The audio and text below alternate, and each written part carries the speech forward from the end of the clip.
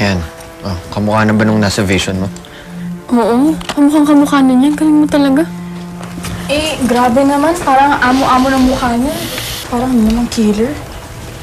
Oo nga. Tama. Tama. Tingnan niyo si Boji. Mukha lang sanggo na yan. Pero mabait. Mabait ko yun. At tignan niyo si Sir Samboy, ha? Pogi lang yan. Pero hindi yan mabait. Hindi kaya.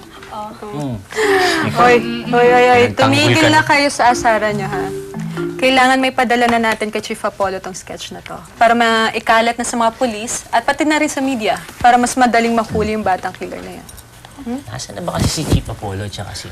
Guys, ma'am, may baby na naman ang pinatay sa kondo.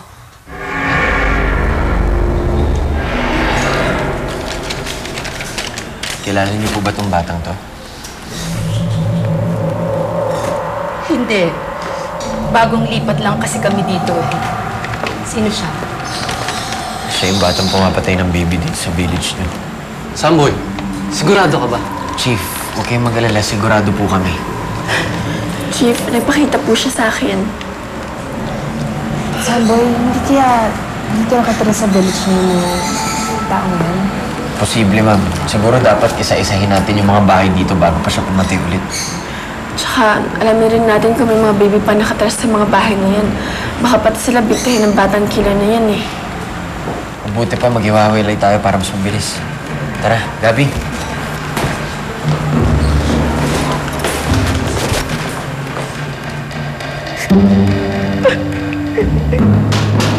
Tao!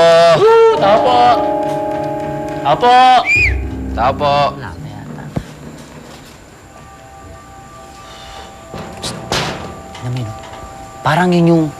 May dalang baby niyo, parang yun yung killer. Parang yung pumapatay ng bata eh. Oo nga no, kamukha niya yung Kamukha killer. yun? Tara, sundan natin. Wala po. sige po, bye-bye. Sige. Oh, Dave, ba't ka nagbabadali? Akala ko ba maglalakad-lakad muna kayo ni Clarissa?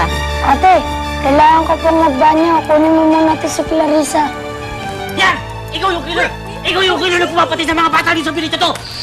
Sino killer? Anong pinagsasabi mo? Yan! Yung batang yan! Yan ang sangi kung bakit namamatay mga baby dito sa buong pinito to! Hindi killer ang kapatid ko, no? Anong hindi killer, ha? Sandali, relax ka lang, relax.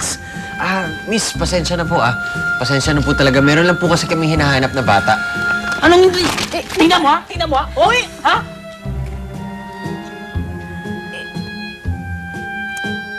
Oh, kamukha eh! Kamukha yan! Anong hindi ikaw? Tingnan mo! Killer! Anong, ba't ako anong killer? Ang layo naman na itsura ng kapatid ko. Miss, Miss, pasensya na po talaga. Pasensya na po talaga. Kasi, kanina po kasi may dalawa siyang baby eh. Nagmamadali pa po siyang papunta dito. Kaya akala po namin siya yung killer. Pasensya na po talaga. Nandala lang tong kasama namin. Eh, pasensya na po. Teka nga, check. Tama na. Gabi na yun. Tara na. Uwi ka lang. Sorry po. Di mo kaya, no? Ako na. Yan, sige. Doon na kayo. Tara na. Ako, killer! Killer ka! Killer! Uy, Samboy, oh, teddy bear. Oo nga, no? Teddy bear.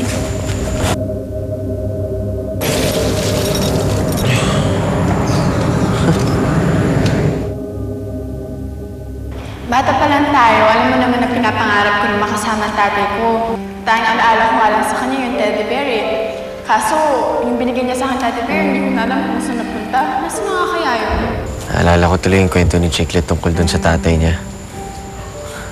Niraguluhan daw siya nung bata pa siya ng teddy bear. May-ari kaya nito?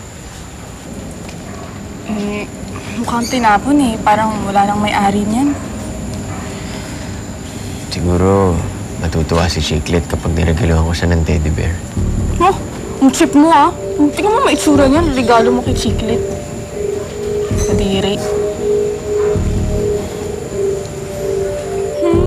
Mahal na mahal mo si Chiclet, no?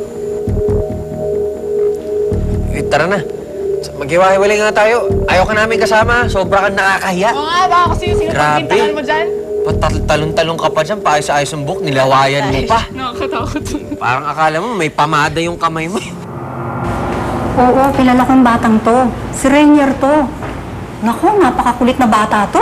Alam niyo ba kung anong street siya nakatira? Ah, oo, dyan sa Block 10 Lot 2. Wala pa sila. Ano, puntahan na natin. Tara. Teka. Eddie. Saka muna, ha? Palang. Pabalik din kami.